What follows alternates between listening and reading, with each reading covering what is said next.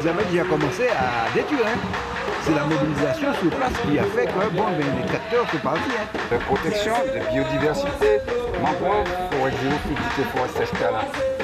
Des formes de botanique très très fortes qu'on a dit.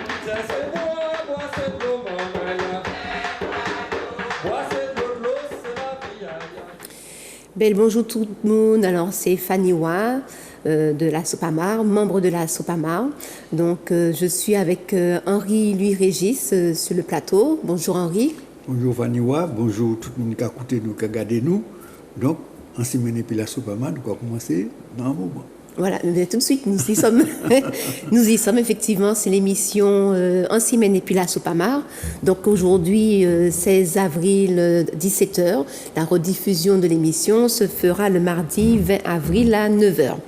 Alors, nous remercions tous les veilleurs qui font appel à nous. Alors, vous pouvez appeler Henri Louis Régis au 06 96 27 78 41. On remercie la famille Ketty à Ajoupa-Bouillon qui nous a alertés sur les difficultés qu'ils ont rencontrées. Donc, tout à l'heure, on verra la vidéo que nous avons fait à Ajoupa-Bouillon. Donc, si vous voulez aussi prendre contact avec la Sopamar, partager des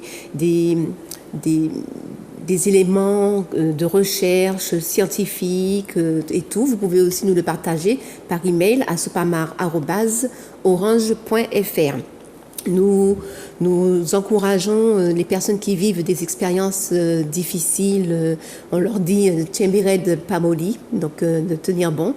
Et donc, la semaine dernière, nous avons vu deux sujets, parce qu'il y a un sujet qui était vraiment très, très vaste, très important. Alors, le premier sujet, nous avions parlé de l'agroforesterie. Et puis, ensuite, nous avons parlé de la décharge du Robert. Donc, je suis passée, donc je n'ai pas vu de fumée, donc pas de feu. Donc, pas de feu. Et ils ont repris la collecte des déchets. Ils ont repris la collecte des déchets, ok. Donc voilà, et puis donc maintenant, cette semaine, nous allons commencer notre émission de cette semaine par le Ajoupa-Bouillon, le captage d'eau. Donc on va parler du débit réservé pour préserver la biodiversité dans les rivières. Donc on se retrouve juste après la vidéo. À tout à l'heure.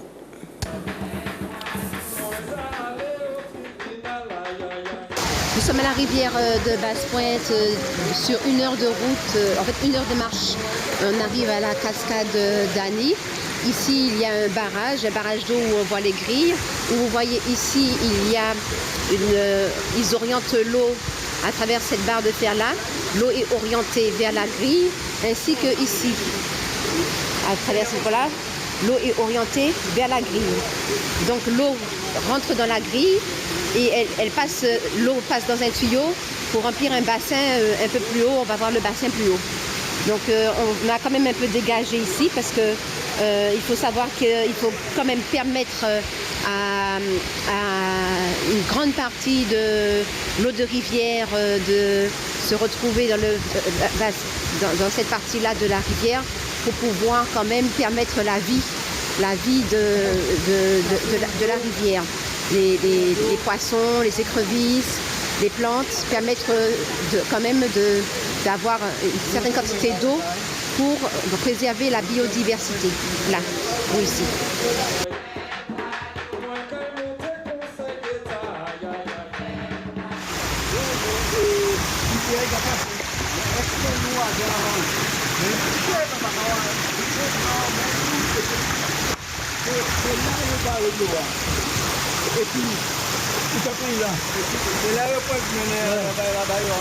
Oui, ici, comme je disais, ils ont barré pour faire entrer l'eau dans le captage. Vous voyez la grille là.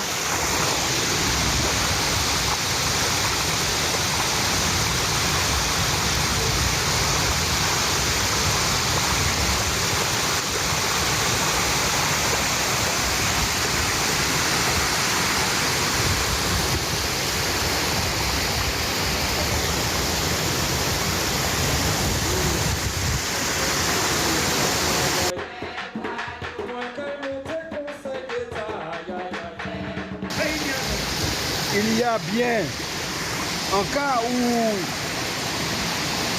il y a, en période d'étiage, où il n'y a pas beaucoup d'eau, là aujourd'hui, il y a beaucoup d'eau.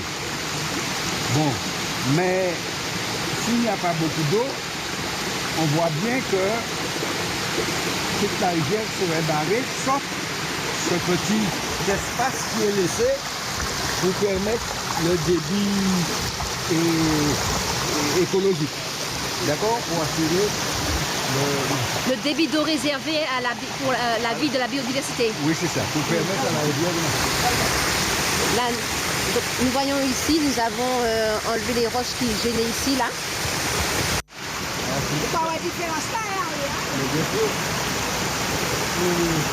Donc là, c'est le fluide qui passe pour l'eau, le débit d'eau réservé, là.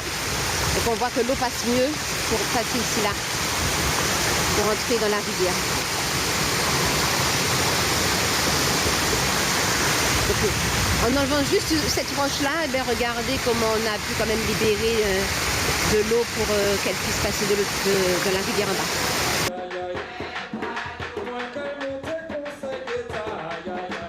Ici, nous avons le bassin de récupération de l'eau lorsqu'elle passe dans la grille. Et le surplus en eau, eh bien, il retourne dans la rivière. Ici. Voyez. Nous sommes au niveau du bassin. Regardez les tuyaux qui sont là. Les tuyaux qui sont là, c'est de là que sortent les grilles. Là. Donc ça, on voit l'eau dans le bassin. Lorsqu'il y a un trop-plein, ça sort là. Ici.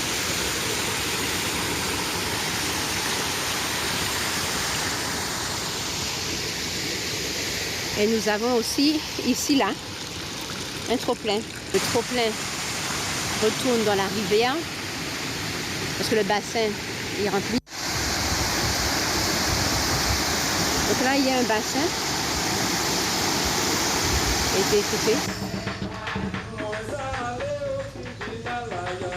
On va voir bien ça fonctionne.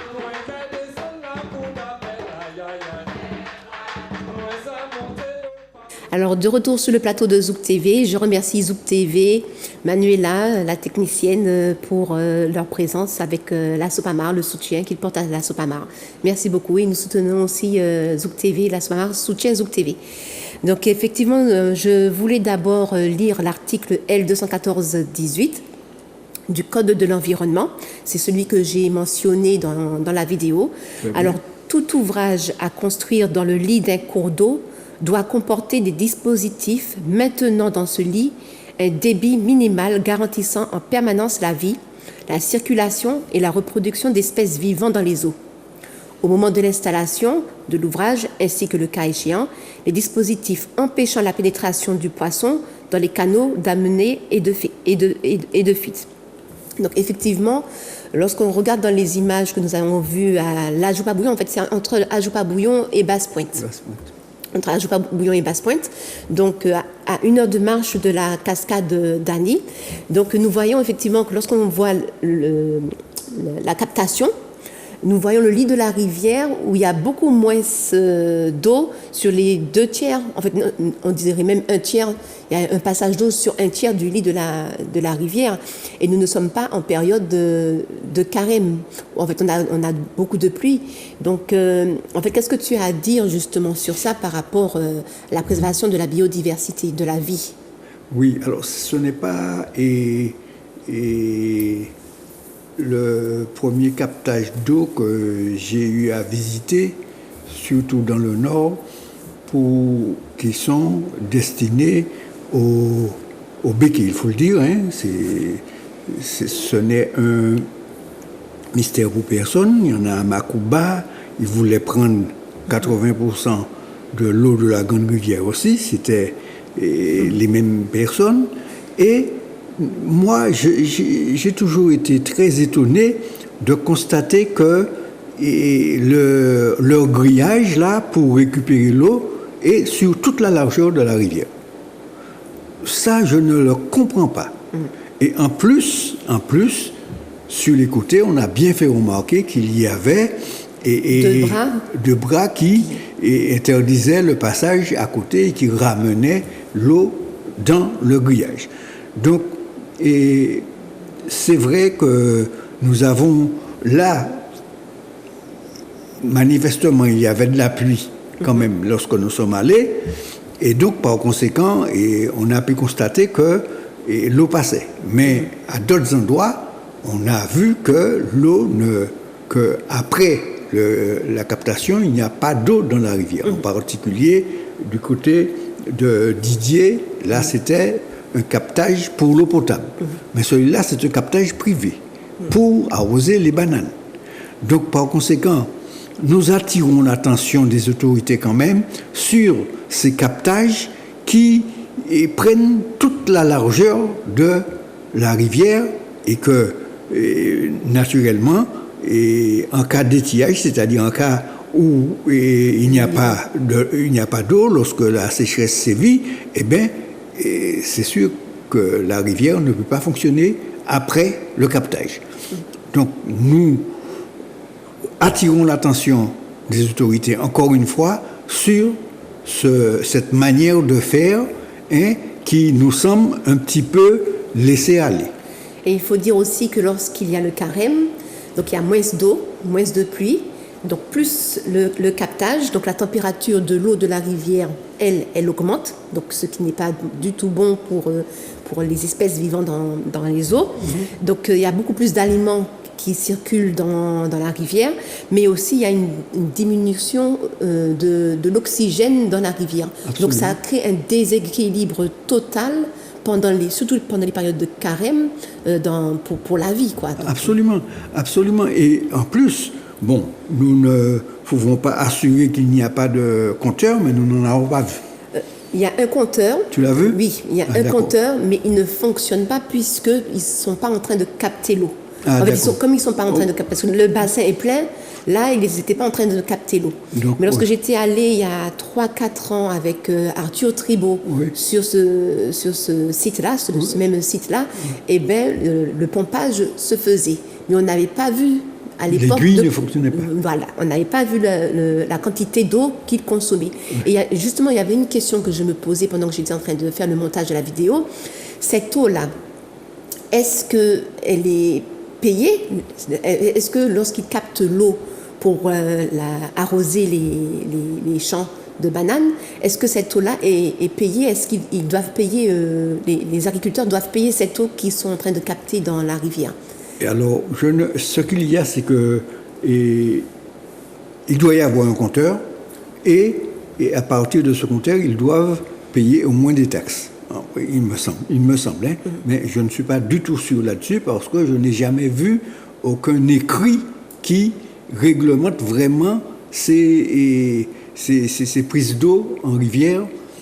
Ce que je sais, c'est que généralement, il faut une autorisation et les autorisations sont données de manière parcimonieuse aux petits agriculteurs qui n'ont pas la possibilité de faire de telles structures. Donc, par conséquent, et je sais qu'ils doivent mettre obligatoirement des compteurs et je ne sais pas s'il y a un contrôle sur la quantité d'eau prélevée et s'il y a un paiement. Ok, merci beaucoup. Donc, et à qui appartient le barrage? Donc, ça doit être... Le barrage, alors généralement, ils font, alors je ne sais pas si dans la région là, il y a ce qu'on appelle un ASA, c'est-à-dire Association syndicale autorisée, ASA, et qui, bon, à Grand-Rivière, il y en a un, et à Macouba, il y en a un autre aussi, je crois, qui ce sont des regroupements d'agriculteurs qui créent le syndicat pour justement capter l'eau et la mettre à disposition des agriculteurs qui en font partie. Le jour où nous sommes allés, c'était samedi 3 avril, il faut dire aussi que on ne devait pas aller normalement, il n'était pas prévu qu'on aille dans ce captage. Mais c'est une riveraine qui nous a dit qu'elle a trouvé bizarre que subitement, elle voit apparaître, à l'entrée de la rivière, elle voit apparaître un panneau privé. Voilà, propriété privée, ne pas passer. Donc ça l'a interpellée parce qu'elle n'avait pas vu ce panneau-là avant, et c'est ce qui a fait que nous sommes rendus à la rivière. Oui, c'est cela. Et bon, il semblerait que le panneau et propriété privée soit destiné à empêcher les voitures de passer. Ce ne serait pas une mauvaise chose, puisque trop de voitures dans le limageur de la rivière n'est pas chose très, très recommandée non plus. Bon, puisque nous avons vu quand même qu'il y avait des gens qui allaient en randonnée et qui n'étaient certainement pas inquiétés. Bon, mais comme nous étions pressés, nous sommes entrés avec nos voitures quand même. Hein. Mais c'est vrai qu'il faudra que... Les propriétés privées quand même, le panneau propriété privée, il n'y a pas un autre moyen pour dissuader les personnes que soi-disant c'est privé, quoi. Oui, c'est cela. Et franchement, la rivière n'a pas à être une propriété privée. Là, Ouais, c'est tout sûr. à fait. Ouais. Alors nous allons passer à la deuxième vidéo du jour. Alors c'est sur le plan de gestion du parc naturel marin de la Martinique. Donc on se retrouve juste après la vidéo.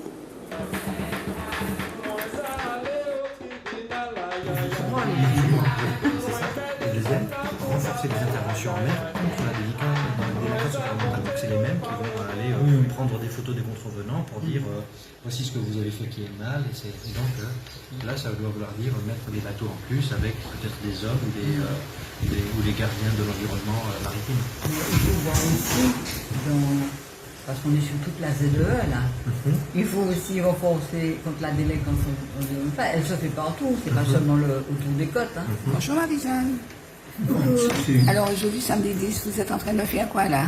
Eh bien, on est en train de tourner nos ménages pour pouvoir donner un avis sur le plan de gestion du parc naturel marin de la Martinique. Voilà, il y a une consultation publique qui est en cours, donc nous sommes représentés par Roger, le parc naturel marin, et donc c'est un document quand même qui est assez conséquent, donc voilà. Combien de pages?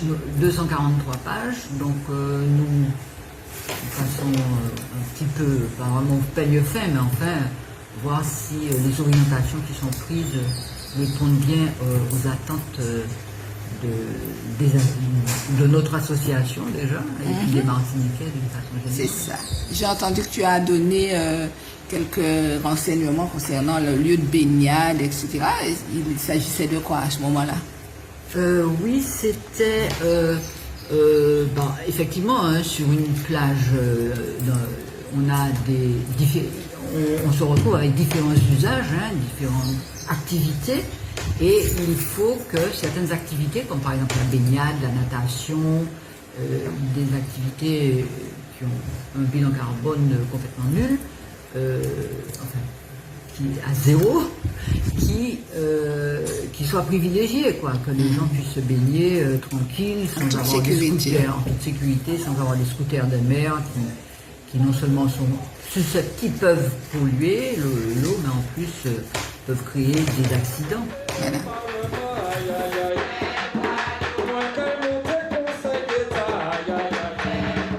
Pierre, alors est-ce que tu peux nous dire un petit mot sur ce qui est en train de se passer là, puisqu'on travaille toujours, même si on n'est pas sur le terrain?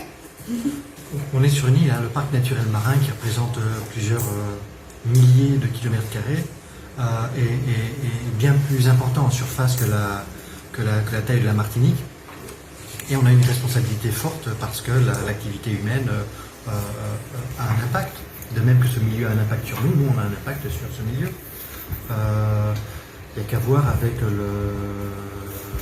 le chlordécone, qui est une conséquence de l'activité humaine qui se retrouve en mer et qui nous revient sous forme de poissons intoxiqués qu'on peut manger. On peut voir aussi l'effet du déversement de produits aidant l'agriculture au Brésil, qui a aujourd'hui, on le pense, un effet sur sur les sargasses qui arrivent directement sur nos côtes. Et l'homme a une responsabilité directe sur l'état de la mer, et l'état de la mer a une conséquence directe sur la santé et sur la manière d'être de l'homme sur la Terre. Donc, on doit regarder ça avec attention. Regarder ça avec attention, à l'échelle de la Martinique, c'est le parc naturel marin qui se pose ces questions-là. Donc il faut encadrer le regard du parc naturel marin. C'est ce qu'il est en train de vouloir faire avec son plan de gestion. Quelles sont les activités qu'il va encourager, quelles sont les activités qu'il va freiner et pourquoi. Et l'idée, c'est celle de la gestion durable. Bien sûr, accepter une croissance et sans doute encourager une croissance, mais que cette croissance soit tout à fait encadrée par la gestion durable. Il s'agit de conserver les milieux marins en ayant une activité qui soit compatible.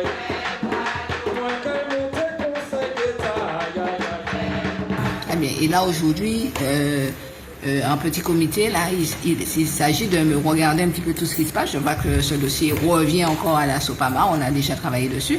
Oui. Voilà, et Oui. c'est lourd, c'est du lourd. C'est du lourd, oui. Enfin, Voilà. Roger a déjà beaucoup travaillé dessus à son élaboration, puisqu'il est vice-président du parc naturel marin. Mais nous revenons en commission pour pouvoir Donner notre examiner avis. ce qui a été fait et voir si ça peut être peaufiné.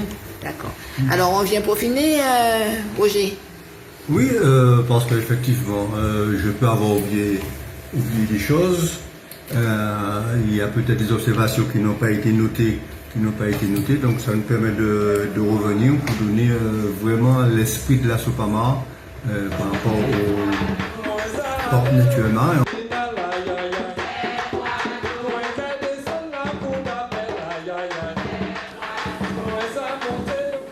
Alors sur la vidéo, c'était samedi dernier, donc nous étions au siège, en fait les camarades étaient au siège de la SOPAMAR pour pouvoir justement répondre à l'avis sur le plan de gestion du parc naturel marin de la Martinique. Donc ça s'est terminé hier. Hier, c'était le dernier jour pour donner son avis, c'est-à-dire le jeudi 15 avril, c'était le dernier jour pour donner son avis sur le plan de gestion du parc naturel marin de la Martinique. Et ce qui était quand même important, c'est un plan de gestion sur 15 années. Donc il était vraiment important, et c'est ce que disait Marie-Jeanne Toulon, elle nous disait cela, il était vraiment important de donner son avis parce que c'est pour quand même 15 années à venir et que si, mettons, on ne prépare pas correctement le plan de gestion dès le départ, après c'est beaucoup plus difficile de retourner en arrière et puis de reprendre le coach si on a fait quelques erreurs. Donc nous avons fait, donc on a déposé notre avis et donc vous voyez comment ça se passe. Donc en fait les séances de travail, donc on échange, on analyse, on fait des recherches. Donc c'est comme ça que se passent nos petites réunions de préparation sur les enquêtes, sur les plus, sur la commission juridique aussi. Donc elle se réunit au siège de la SOPAMAR qui se trouve à Place d'Armes au Lamentin.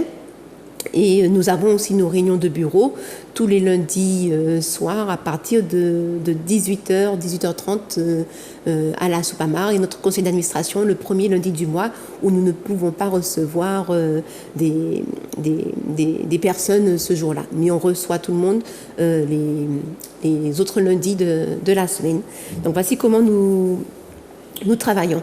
Donc Henri, alors on a eu la FNE qui a fait des propositions, ainsi que la SOPAMAR. Donc je tiens quand même à dire que la SOPAMAR, elle est membre de FNE. FNE, c'est France Nature Environnement. France Nature Environnement, c'est une fédération. C'est une fédération qui fédère près de 3500 associations, donc françaises, associations, et qui donne aussi des avis et où on travaille en parallèle avec l'association. Je me rappelle aussi, en parlant de barrage, vite fait, celui de Grand-Rivière et de FNE qui a donné un grand coup de pouce. Absolument. Alors, il faut dire que tout ce qui se passait dans la mer était sous l'option de l'État. Avant l'installation du parc marin de Martinique. Donc, nous avons participé à l'élaboration et à la mise en place du parc marin et de Martinique. Et ce qui nous convenait particulièrement, c'est que ce parc marin a un conseil de gestion et le conseil de gestion émet un avis conforme sur les projets qui peuvent se présenter pour s'installer dans la mer. Alors, au départ, ils avaient dit que c'était des avis conformes, sans faire de distinction. Et puis maintenant, ils précisent que certains projets pourraient avoir un avis simple, et puis d'autres, il sera exigé un avis conforme. Bon. Ils ont fait un petit marche arrière là. Bon. Mais enfin, ce qu'il y a, c'est que à partir de l'installation du parc marin de Martinique, eh bien, quand même, il y a là une structure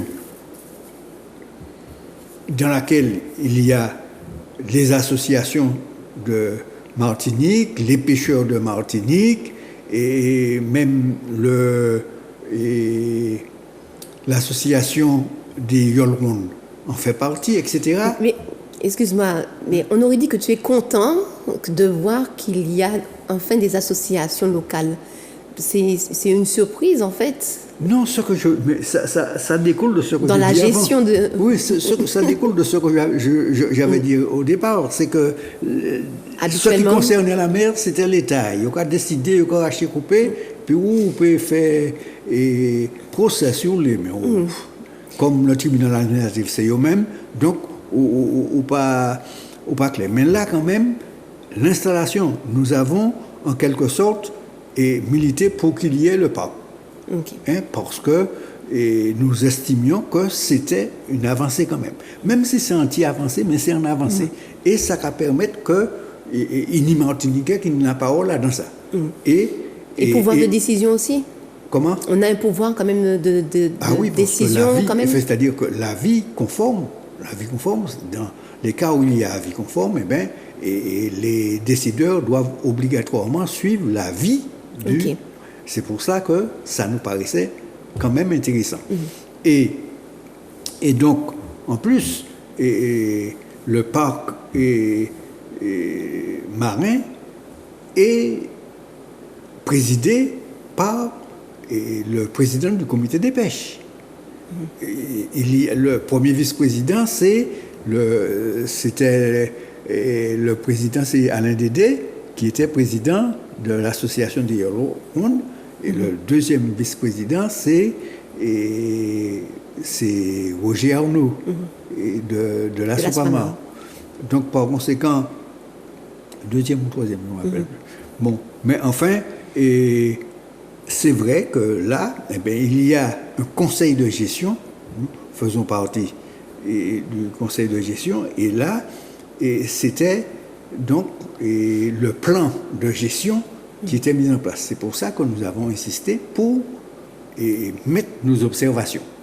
Alors naturellement, ce que le public doit savoir, c'est que nous suivons quand même l'affaire et que c'est important.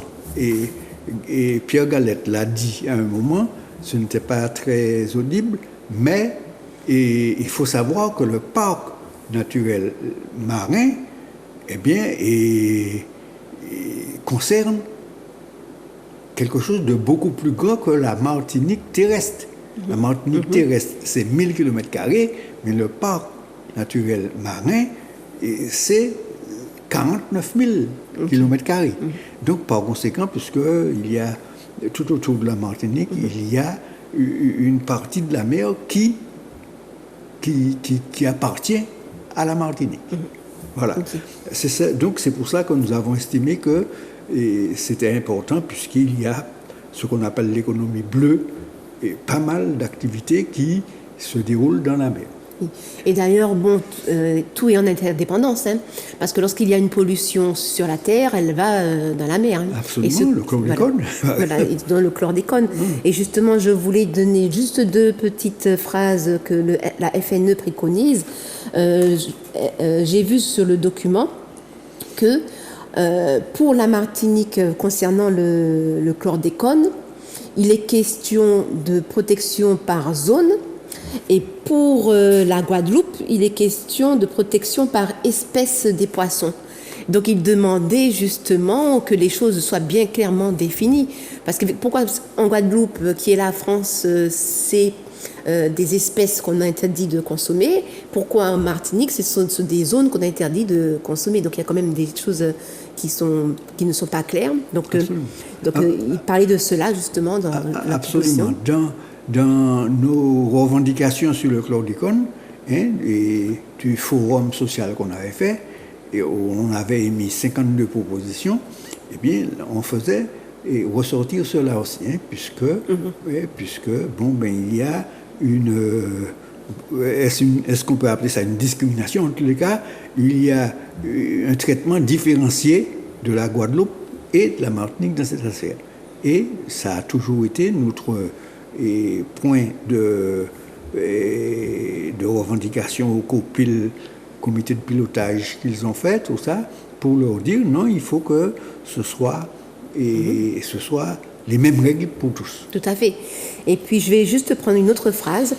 Donc en fait, le projet d'installation de 2 nouveaux câbles électriques entre Fort-de-France et Trois-Îlets, donc ils s'inquiètent justement de ce projet sur l'électricité, et puis ils disent qu'en fait qu'un tel projet semble difficilement conciliable avec les objectifs de réduction de la dépendance aux énergies fossiles, ainsi que l'objectif visant à protéger 100% des récifs coralliens français à l'horizon 2025. Donc en fait, voici les propositions de FNE, et puis nous avons aussi les propositions de la SOPAMAR, et que nous avons envoyées avant le 15 avril. Voilà. D'accord.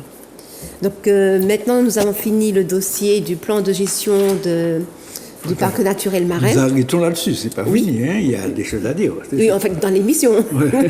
Nous allons voir maintenant. Donc, nous étions à Trinité il y a 2 semaines de cela.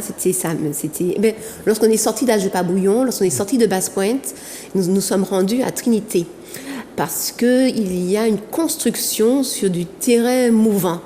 Alors, c'est vraiment catastrophique, hein, un cocotier qui se trouve à 15 mètres de l'endroit où il se trouvait. Bon, bref, je vais vous laisser regarder la vidéo. On se retrouve juste après sur le plateau de Zouk TV.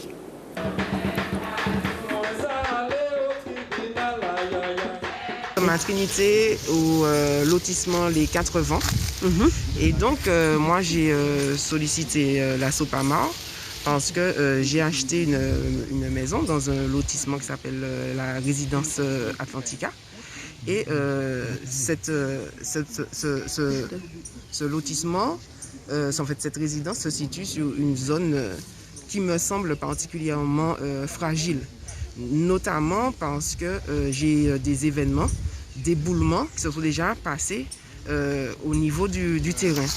Alors, ce qu'il faut savoir, c'est que cette résidence, normalement, la route, il y avait un espace qui était prévu pour que les voitures puissent garer ici. Voilà, et c'est pour ça, en fait, que le terrain a cette configuration assez bizarre, en V comme ça, contrairement, en fait, aux autres maisons où on a des barrières qui sont toutes droites. Donc, ils avaient prévu de faire un espace ici pour garer. Seulement, ce projet a été annulé parce que justement, on avait constaté que cet endroit-là était déjà fragile et que faire passer des voitures ici serait assez risqué. Donc, ils ont arrêté la voie principale au-dessus de la résidence, donc qui passe entre les maisons. Alors, en 2010, j'ai eu un éboulement très très fort qui a fait que toute la terre à proximité de la maison est descendue. Donc pour protéger ma maison, j'ai dû mettre ces murs de soutènement que j'ai fait réaliser aux normes françaises, hein, et qui en fait soutient en fait la terre d'au-dessus. Et ne voilà-t-il pas que j'ai constaté déjà que la terre a bougé parce que j'ai un escalier, la dernière marche est déjà tombée, ainsi que les poteaux qui soutiennent les murs de soutènement qui sont déjà fragilisés. Et récemment, donc je vois derrière chez moi, donc dans cet espace qui n'était pas encore clôturé, donc qui était libre, donc des propriétaires du terrain qui viennent et puis avec leur géomètre. Et enfin, je me rapproche d'eux et je leur demande qu'est-ce qui se passe. Et c'est là qu'ils me disent qu'ils ont un projet et qu'ils m'expliquent que ce projet, c'est de faire une route qui va passer par ici et qui va pouvoir desservir un terrain qui est par là, qu'ils veulent vendre. Donc eux, ils habitent là. Donc le terrain qui est juste au-dessous de chez eux. Et alors là, je me pose la question de cette historique que je connais, puisque je sais qu'on avait transformé le projet initial par rapport justement à la fragilité de cet espace. Cet espace, comme vous le voyez, qui est boisé, mais qui est composé d'une terre assez fine et qui, en fait, va dans un ravin. Et surtout, ce que je voulais vous montrer, c'est que lorsqu'on va par ici, et c'est là que c'est très important,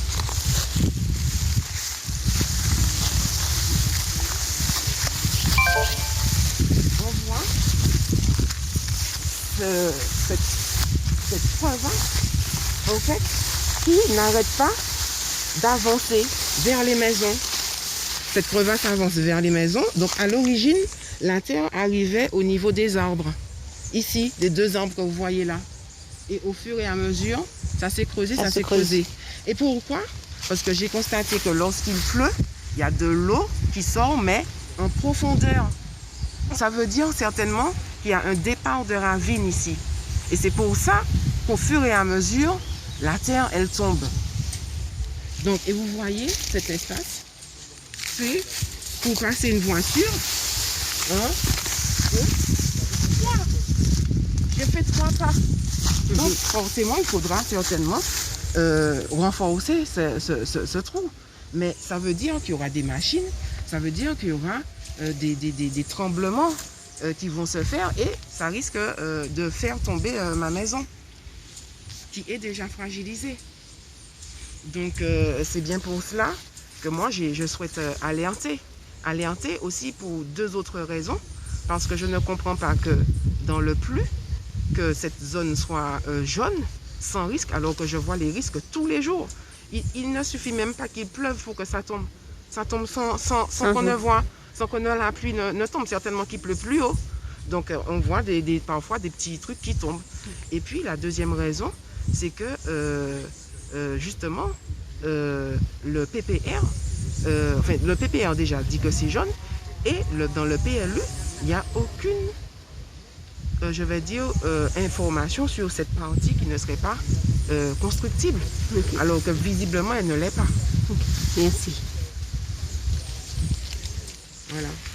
Et donc, et ce qui m'a aussi fait me poser des questions, c'est que ces gens-là, qui sont les propriétaires, ont une route qui passe, une petite route, et qui dessert leur maison, mais qui dessert le terrain aussi, qui pourrait desservir le terrain. Donc pourquoi ne pas faire là-bas? Voilà, alors pourquoi ne pas faire là-bas? Mais je comprends pourquoi ne pas faire là-bas, parce qu'il y a ces maisons-là à construire. Donc ils veulent profiter d'un projet global pour faire à la fois les maisons là et la route. Okay. Et le monsieur m'a dit, je veux garder ma tranquillité. Donc plutôt que de déranger sa tranquillité, il préfère bouleverser un écosystème, il préfère faire des travaux qui risquent de provoquer des problèmes chez moi. Et en plus, il ne constate pas que cet endroit devrait être plus protégé, voilà, et être trop restreint. Donc comment ensuite les camions vont faire pour construire cette maison? C'est en passant là? Eh bien, je ne vois pas. S'il ne veut pas que les voitures passent là, il ne faudra certainement pas que des camions passent là. Et je ne vois pas comment un camion peut passer là, et même une voiture. Et je ne vois pas comment ne pas consolider ça sans créer des dommages à ma maison. Okay. Merci. Merci. Alors, ce cocotier était en... Cocotier, c'est là. Cocotier a venu là. Tenez un petit système. On est là. T'as pas de photo? Voilà, le cocotier était là et il est arrivé ici.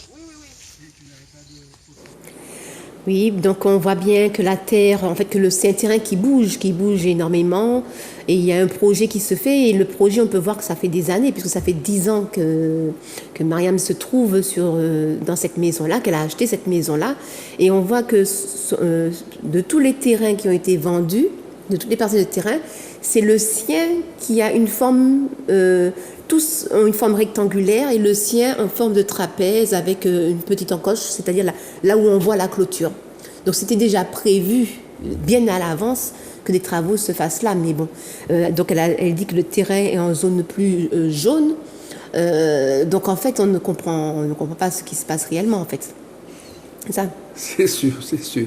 Alors naturellement, dès qu'on nous alerte et qu'on nous demande de venir voir, nous venons et nous avons constaté effectivement que cette dame a raison de craindre pour sa maison et pour son terrain.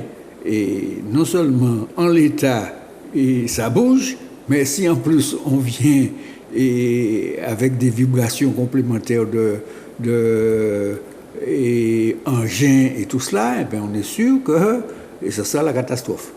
Alors moi, et ce que je dis, on va interpeller le maire, et d'abord elle-même, elle va interpeller le maire, et nous allons voir, parce qu'il ne faut pas, je crois que l'on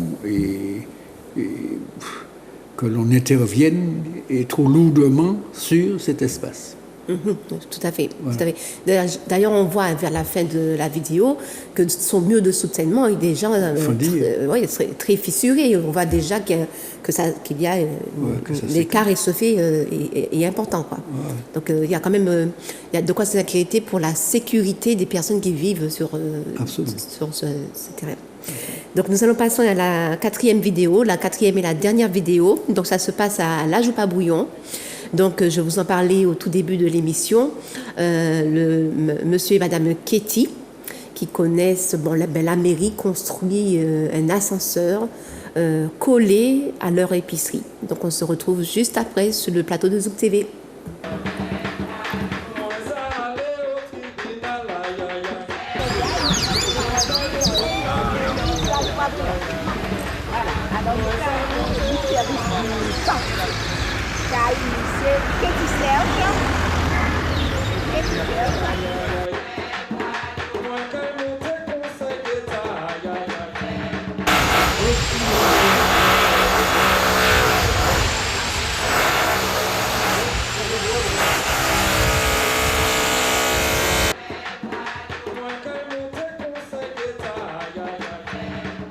Alors, monsieur Ketty Serge, alors nous l'épicerie du centre aujourd'hui, on fait appel à la Soupama, on est un moment au Kagoumé. Alors est-ce que vous pouvez montrer nous, expliquer tout le monde de la Soupama qui suit nous, de tout le pays qui est, ça cause comme source problème. Le problème c'est que depuis qu'on fait en fondation derrière Kaimoula, ni bloc entré, ni bibliothèque à rentrer, et en disant que le service là. Oui, en disant le service là, c'est une bibliothèque à entrer. Nous faisons pas, premier entrepreneur là nous dit ça, il te dit ça, personne ne va jamais venir. D'accord. Il y a la mairie, il dit ça, personne ne va jamais venir. Et puis après, ils sont venus et construire mieux là. Mais nous pas jamais ça, c'était mieux si ils étaient à faire ascenseur. C'est après nous arrivons, ça ou ça. Et puis, le moment de comment ça se fait, je pose ça là, je dis moi comme ça, quand c'est pour Michel dit moi comme ça, c'est pour faire escalier, et l'autre là, c'est pour faire ascenseur. Alors, je vais arrêter 2 minutes pour que ces mamans-là bien comprennent. Alors, nous allons commencer par le début. Alors, on monte et puis nous, on va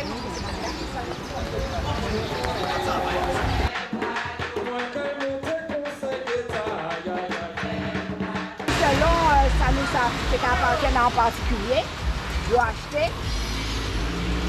Nous avons ni en mise en conformité pour faire la bibliothèque municipale d'Ajoupa-Bouillon. Et nous avons début des travaux, pas ni date. Fin des travaux, pas ni date. Nous avons architecte là et BRTA, bureau d'études là, bureau de contrôle là. Nous croyons que le financement, c'est 60% pour le ministère de l'Intérieur et la ville d'Ajoupa-Bouillon, c'est 40%. Seulement, nous pensons qu'il montant mise en conformité. Alors, regardez bien, les salariés qui travaillent là, et nous collons là-bas, on les taille petit. Ce qui fait que toute l'eau, ça peut tomber en lui donnant épicerie du sécurité. Donc, ça pas normal. Et puis, pour tout coller, on l'a censé. Pour ça, on l'a mis au sécurité. Alors, M. Sécurité, dis-nous qui ça, ça fait comme démarche. Donc, nous rentrons un avocat. Oui. Alors, le 12, je dis nous le 12 au rendez-vous. Le 12 avril. Le 12 avril. Et puis après, nous reprenons un lycée pour constater les faits. C'est cela. Et puis, on verra la suite. Et pourquoi vous avez appelé la SOPAMA? On a acheté la SOPAMA, c'est pour nous donner pour nous aider. Voir un petit peu comment ça peut se passer, parce qu'on voyait que c'était quelque chose qui n'était pas dans les normes, mais on nous disait qu'il était dans les normes. Alors là, on a fait appel à la SOPAMA. D'accord. Alors, vous appelez beaucoup de marchandises par rapport à de l'eau. Oui, et personne n'est venu. Ouais, nous dit, premier entrepreneur là, nous dit ça, mais personne n'est venu. Personne n'est venu. Mais non, mais il pas venu. Mais il n'y a pas venu aux autres non plus. Il passe chez là à côté, mais il ne pas parler ban. Pas du autre rien. Alors que c'est eux qui a fait travail là comme ça. Oui, c'est eux qui a fait travail là. D'accord. À ce qu'il paraît, il y a un premier artisan qui était là. Il y a un deuxième artisan qui fait travail là. Il n'a pas touché. Il prend l'autre, il dit c'est... Il fait faillite. Il fait faillite, il ne sait pas. Le gars est venu me voir, il m'a dit... Il a son chantier à Basse-Pointe. D'accord. Ils n'ont pas touché de l'argent, puis ils ont... Alors, nous parlons bas chef là qui a mené le chantier là, il dit nous comme ça que c'est ça qu'il dit fait. Mais il a cru connaître qu'effectivement ça c'est pas pour là normalement. Mais c'est là qu'il dit mettez donc en les plans, c'est là qu'il mettez. Mais c'est vrai que nous avons trouvé que ça pas normal puisque nous avons terrain à côté là, c'est peut-être mettre à terrain. Et c'est ça, c'est pas par l'autre monde. Alors voilà, c'est ça.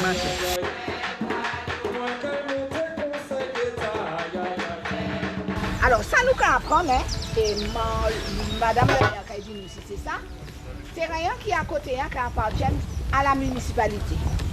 Alors, mi maison, et nous avons un agrandissement qui fait en hauteur et en bas.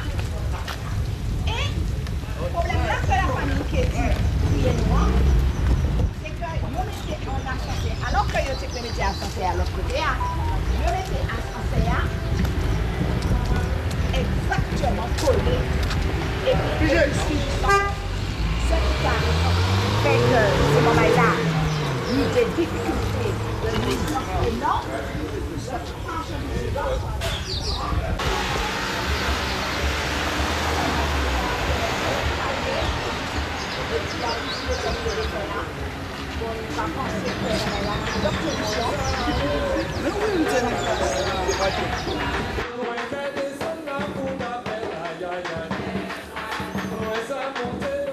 Donc, monsieur et madame Kéti nous ont bien expliqué le problème qu'ils rencontrent avec Rosalie. Qu'est-ce qu'il y a à dire, surtout par rapport au montant aussi? Bon, ils mettent 60%, 40%, ça veut dire quoi? Normalement, il ne devrait pas y avoir des montants, normalement, mais bon, ça c'est quelque chose d'autre. Mais bon, c'est un problème parmi tant d'autres. Mais le gros problème, c'est vraiment l'ascenseur collé à la maison de monsieur et madame Kéti. Et puis, nous n'avons pas vu de permis de construire. Ah. Ce qui est là, c'est un permis de chantier. Okay. Mais ce n'est pas un permis de construire. Donc, nous allons faire les démarches pour obtenir le permis et pour accompagner Mme Kéti et M. et Mme Kéti dans cette affaire, parce que franchement là, nous quand même demandé si pas une petite méchanceté à être là, quoi. Puisque on a bien vu que de l'autre côté, il y avait de la place et on nous dit que le terrain appartient à la municipalité. C'est ça. Donc pourquoi n'ont-ils pas fait il y a beaucoup plus de place de l'autre côté, il n'y a pas de maison contiguë, donc ils auraient très bien pu faire l'ascenseur de l'autre côté. Nous ne comprenons pas que ce soit une municipalité qui agisse avec autant de légèreté face à ses administrés quand même. La mairie est là justement pour aider, pour protéger les administrés, mais pas pour les mettre en difficulté. Donc par conséquent, nous estimons que monsieur et madame Ketty ont parfaitement raison de se plaindre et d'obtenir que l'on les considère de manière normale, comme un administré normal, et que par conséquent, nous allons demander à ce que cet ascenseur soit déplacé. Et nous voyons aussi qu'ils se sont mis aussi sur le chemin de croix. Oui. Ils se sont même pas... voici le chemin de croix, on y va. C'est pas machin, mais enfin, c'est dire qu'ils ne respectent pas grand-chose, puisque c'est quasiment à une station du chemin de croix d'Ajoupa-Bouillon, alors je ne sais pas ce que... l'église est en face d'ailleurs. En face. Donc, si les gens de l'église ne s'en sont pas inquiétés, c'est pas à nous de nous inquiéter pour ce chemin de croix. Mais enfin... Non, mais le chemin de croix, il se trouve quand même sur le domaine public, là. Parce que c'est à la mairie. En plus. Donc, dans un état laïque, on se demande pourquoi le chemin de croix se trouve sur terrain public. Oui. Bon, mais enfin, on ne va pas prendre ce dossier-là aujourd'hui. Tout à fait. Tout à fait. Mais on veut interpeller les téléspectateurs qui nous regardent là, et je pense qu'ils sont d'accord avec nous que là, il y a quelque chose qui ne marche pas. Donc il faudra absolument arranger cela. Parce qu'elle nous a dit qu'elle a perdu beaucoup de denrées aussi dans son épicerie. Oui, puisque lorsqu'on voit comment les travaux qui sont faits sont quasiment collés à leur mur, il faut bien que l'autre trouve un côté, un endroit pour passer. Et alors, par conséquent, c'est sûr que c'est directement dans l'épicerie que ça s'est écoulé. Mais le problème encore, c'est parce qu'il peut y avoir des erreurs. Il peut y avoir on peut quelquefois mal prévoir les choses, en quelque sorte. Mais lorsqu'on s'aperçoit qu'il y a des dégâts, qu'il y a des inconvénients, il faut stopper premièrement, et puis d'autre part, venir pour voir et pour réparer. Tout à fait. Donc nous ne comprenons pas ça. Il nous reste très peu de temps, mais je voulais quand même vous envoyer voir un film qui est très intéressant. Donc on a changé de sujet vite fait puisqu'on a très peu de temps. Donc c'est le film que j'aurais souhaité que vous puissiez voir, c'est sur le front des forêts françaises. Donc c'est un film qui est disponible sur France TV jusqu'au 20 mai 2021. Donc ça parle de la forêt et du danger. Voilà, merci Manuela, sur le front des forêts françaises. Donc c'est vraiment un film très intéressant à regarder. Vous regardez sur France TV, vous tapez France TV, c'est en streaming. Et c'est pour montrer comment l'ONF fait des dégâts dans les forêts françaises. Et donc on va en parler puisque on a encore eu sur une prochaine émission, parce que Rosalie a été convoquée au Marin. Donc la semaine prochaine on va en parler. La raison pour laquelle elle a été convoquée, et puis il y a un lien encore avec l'ONF, quoi. Bon, enfin, certainement avec l'ONF, voilà. Donc nous remercions Zouk TV, Manuela pour la technique, de nous recevoir chaque semaine sur le plateau. Donc aujourd'hui, le vendredi à 17h, le mardi à 9h, la rediffusion de l'émission. Et on se retrouve la semaine prochaine. À très bientôt.